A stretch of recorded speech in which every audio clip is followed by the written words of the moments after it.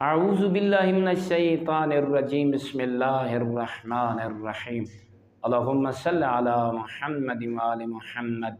مومنین، مسلمین، آپ جو میاں بیوی ہیں، جہاں جس کمرے میں یا جس لون میں بچے سوتے ہیں وہاں مباشرت کرنے سے پرہیز کریں، یا جس کمرے میں آپ سو رہے ہیں تو کیونکہ میاں اور بیوی احکام شرعی سے واقف نہیں ہوتے، وہ آپس میں مباشرت وہاں کر لیتے ہیں۔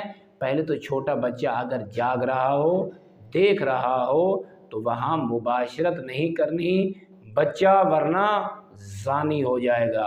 اگر بچی ہے تو جب بالغ ہوگی، بڑی ہو جائے گی، زانیہ بنے گی۔ یا آپ نے ساتھ یہ دیکھنا ہے کہ وہ آپ کہیں سو رہے ہیں، ایسی نیند میں نہ ہوں کہ وہ آپ کے سانس کی آواز کو یا آپ جو مباشرت کر رہے ہیں، جماع کر رہے ہیں، اس کی آواز ان کے کانوں تک جائے، وہ بچہ سن رہا ہو۔ تو محمد و آل محمد علیہ السلام کے فرامین اور احادیث کی روشنی میں یہ ہے کہ اگر بچہ پوری طرح نیند میں نہیں ہے، ماں باپ کی ان حرکات کو اپنے کانوں سے محسوس کر رہا ہے، تو جب وہ بڑا ہو جائے گا، بچہ ہے تو زانی ہوگا، اگر بچی ہے تو زانیہ ہوگی۔ والحمد للہ رب العالمین۔